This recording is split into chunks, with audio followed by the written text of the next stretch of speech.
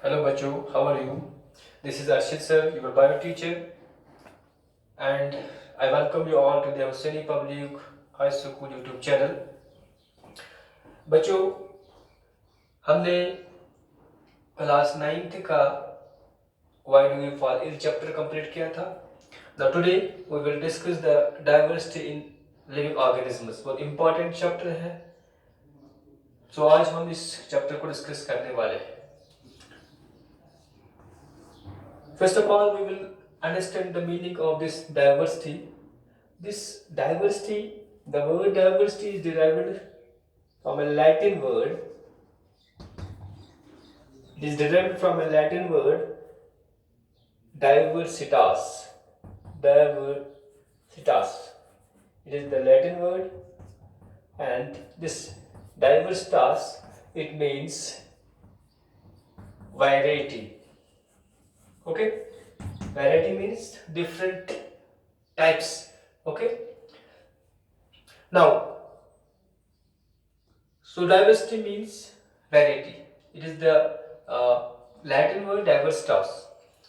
So what is biodiversity? Biodiversity can be defined. Biodiversity can be defined as the variety and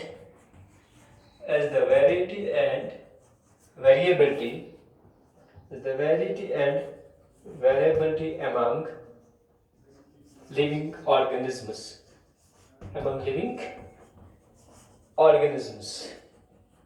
And of the ecological complexes. Okay, and of the ecological complex means habitats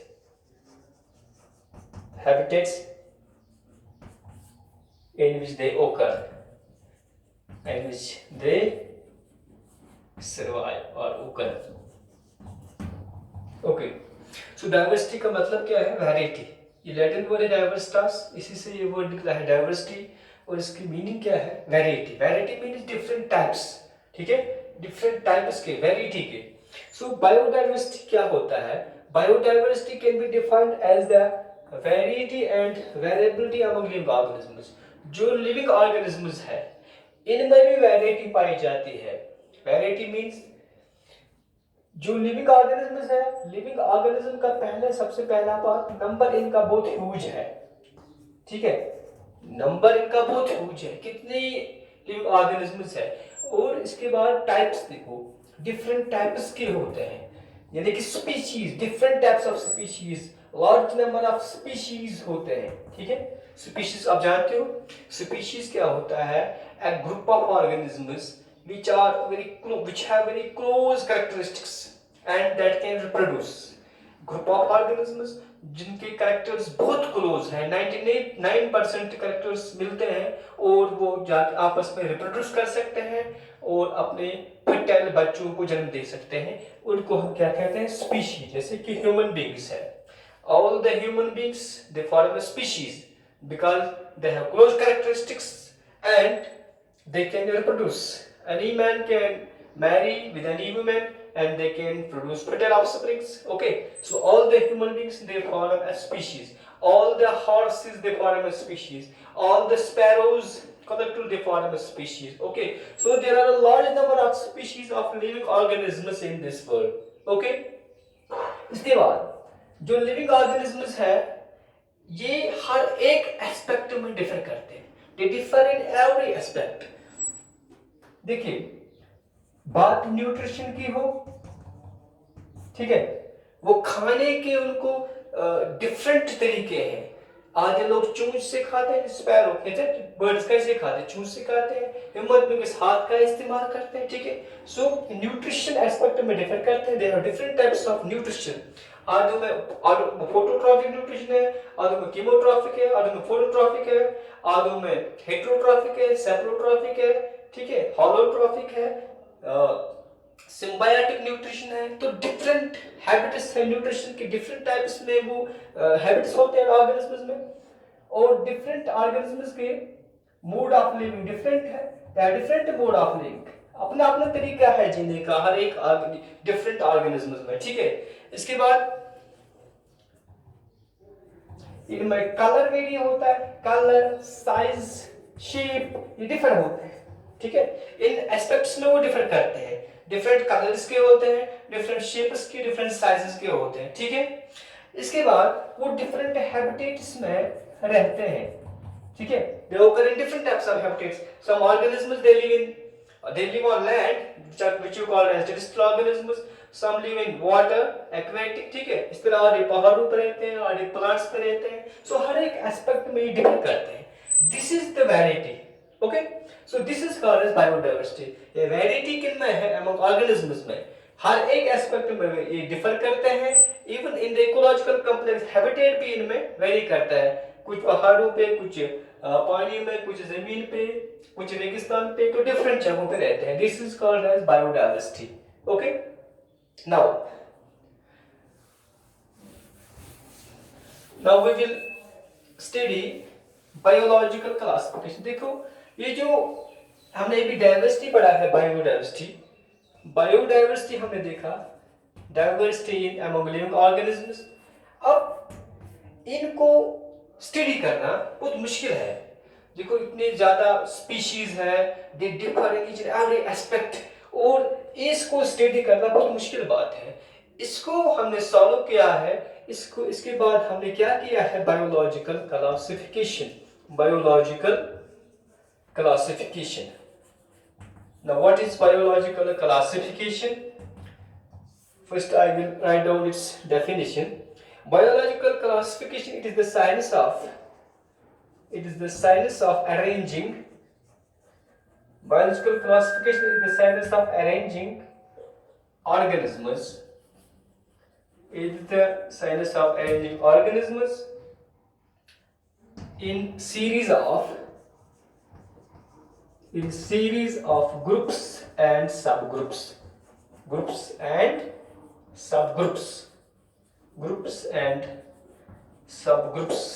On what basis? On the basis of their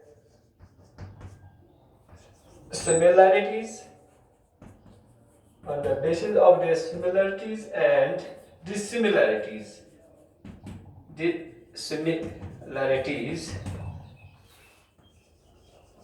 in their traits, so as to bring out their relationship.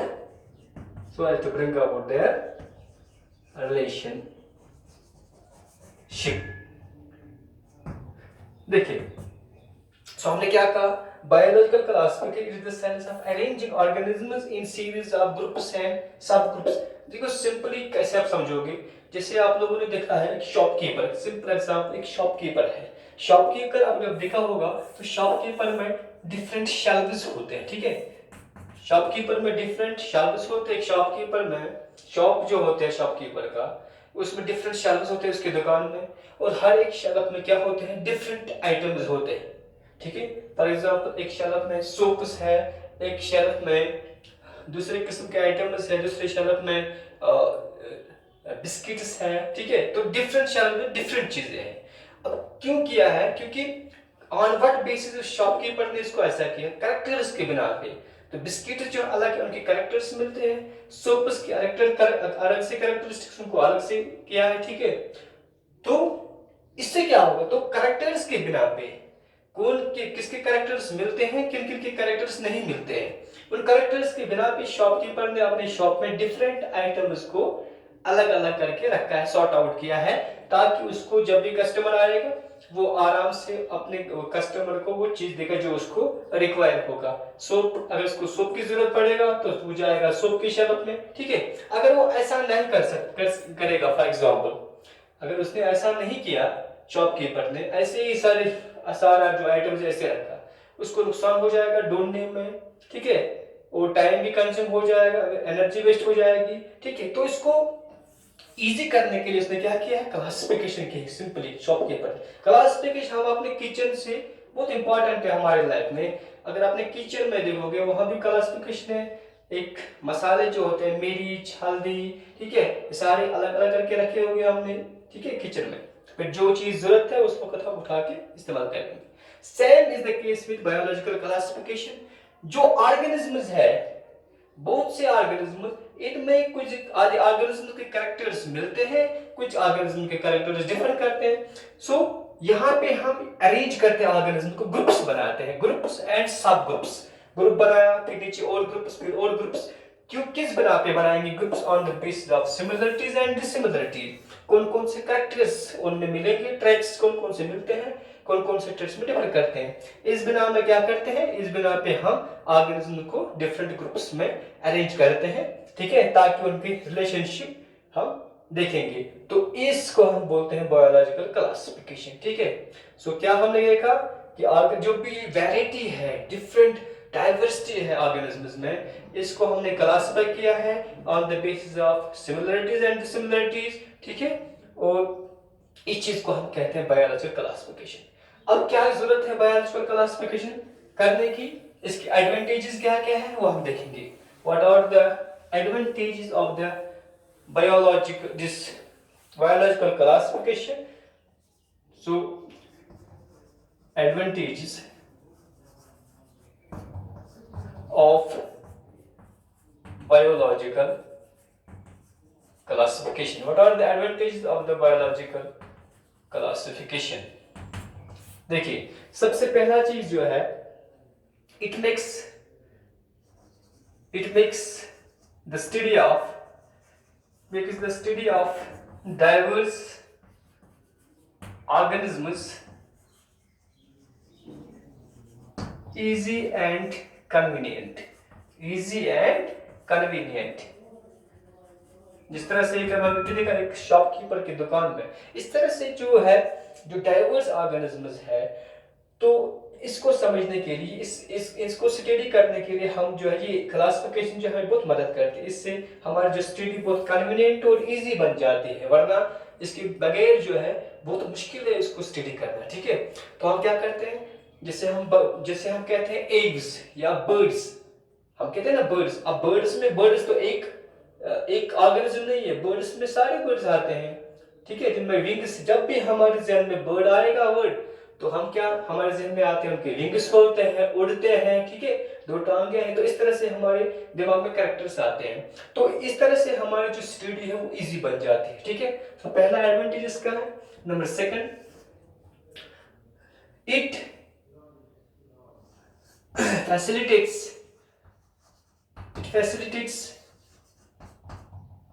identification of the organisms.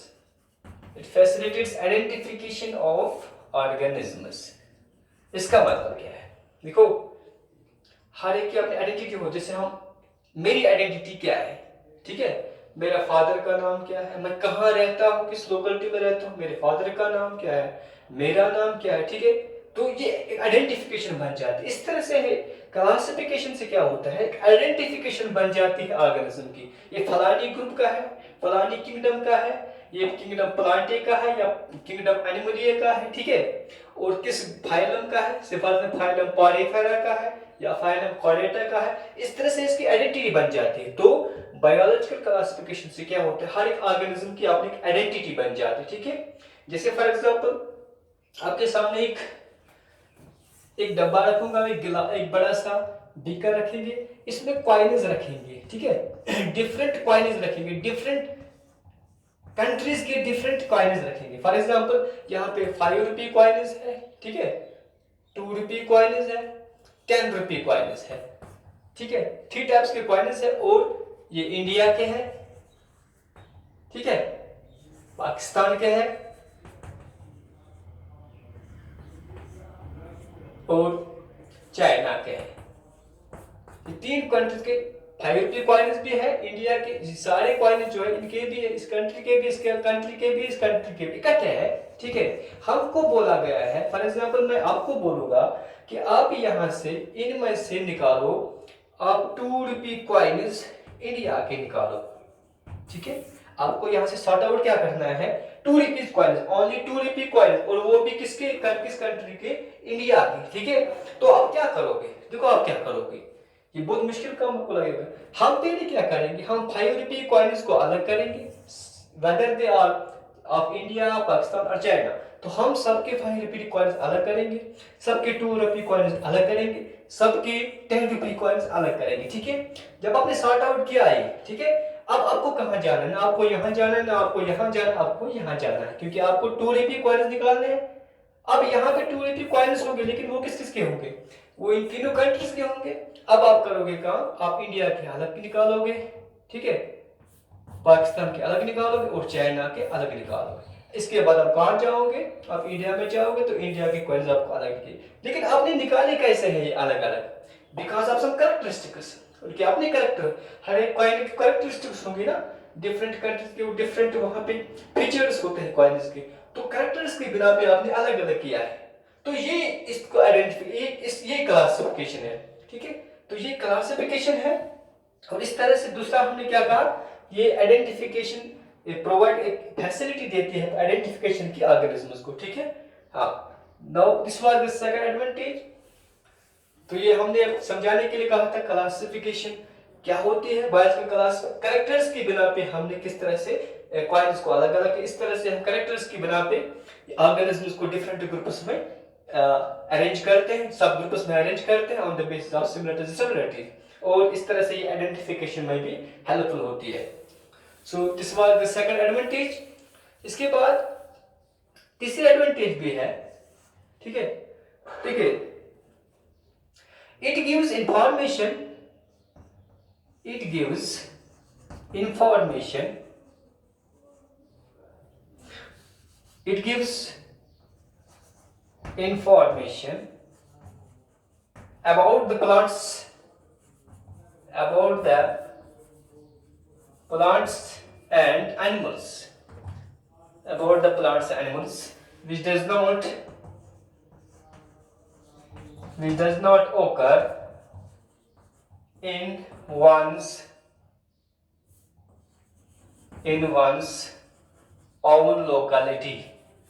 देखिए बहुत important advantage ये भी है, देखिए for example हर एक के, हम जो लोग जहाँ पे रहते हैं और उनके एनवायरनमेंट में सारे ऑर्गेनिजम्स तो नहीं रहते होंगे, कुछ ऑर्गेनिजम्स अलग किस्म के एनवायरनमेंट में रहते हैं। जैसे फॉर एग्जांपल यहाँ पे हम कश्मीर में देखेंगे पीकॉक नहीं होता है, से फॉर एग्जांपल क्रोकोडाइल नहीं होता, ठीक है।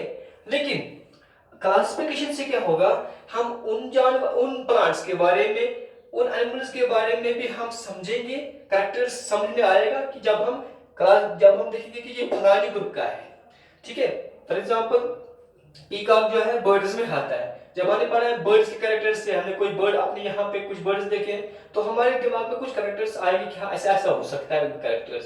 सो जो किसी के लोकेलिटी में जानवर नहीं के होंगे और उस ग्रुप में जितने भी आए होंगे ऑर्गेनिज्म आते हैं, उनको देख के उनके बारे में भी पता चल जाता है, ठीक है, जो इसके लोकेलिटी में नहीं होते हैं, ठीक है। तो ये चीज भी इंपॉर्टेंट है। इसके बाद तो इसके एडवांटेज होते हैं, ठीक है।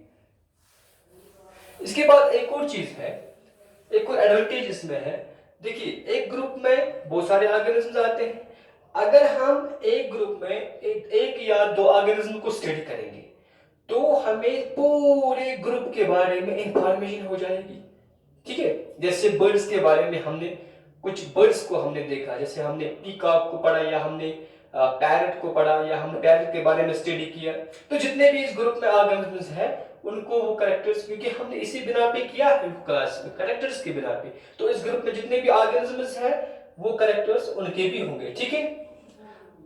So these are the advantages of the biological classification. Now we will study the basis of classification. What is the basis of classification? Classification किस बिना पे होती है?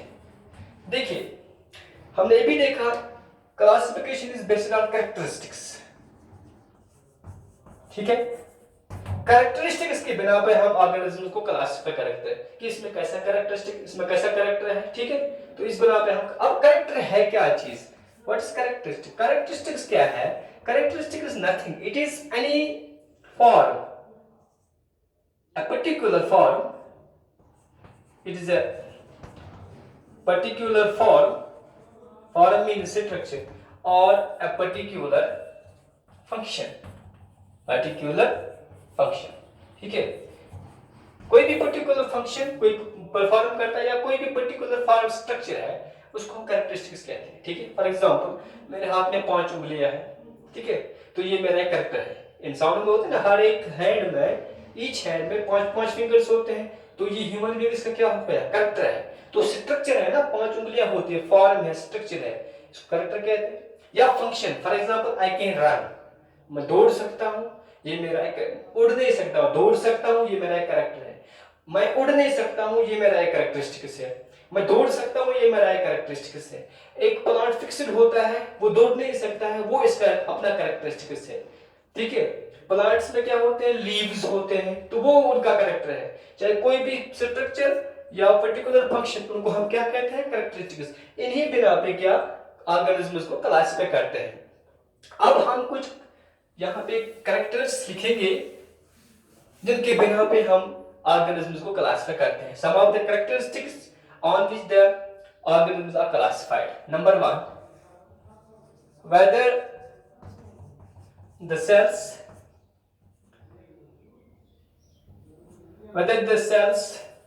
are prokaryotic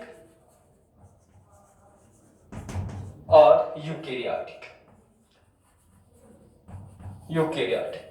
जो ऑर्गेनिज्म्स हैं उनके सेल्स किस टाइप के हैं, ये आपने पहले ही देखे, क्लास 8 में आपने 8th स्टैंडर्ड में देखा होगा प्रोकैरियोटिक सेल्स और यूकैरियोटिक सेल्स के बारे में, जिन सेल्स में एक ट्रू न्यूक्लियस नहीं होता है। न्यूक्लियस में जो कंटेंट्स है, क्रोमोसोम्स, वो सारे साइटोप्लाज्म में होते हैं, उनको हम प्रोकैरियोटिक सेल्स कहते हैं। और जिनमें एक ट्रू न्यूक्लियस होता है, उनको हम क्या कहते हैं? Eukaryotic cells. अब ये सेल्स किस टाइप के हैं, इस बिना पे भी हम ऑर्गेनिज्म को क्लासिफाई करते हैं। Number 2, whether they are unicellular, whether they are single celled,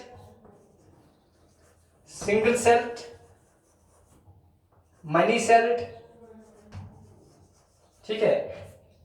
एक ही सेल के बने हुए या बहुत से सेल के बने, जिसको हम मल्टीसेलुलर ऑर्गेनिज्म्स कहते हैं, उनको हम यूनिसेलुलर ऑर्गेनिज्म्स कहते हैं। तो ये भी एक कैरेक्टर है, इस बिना पे भी हम ऑर्गेनिज्म को क्लासिफाई करते हैं। Number 3, whether photosynthesis is present or absent। Photosynthesis present है या एब्सेंट है, इस बिना पे भी हम, ये भी एक कैरेक्टर हम मेंशन करते हैं while classifying the organisms. Number 4,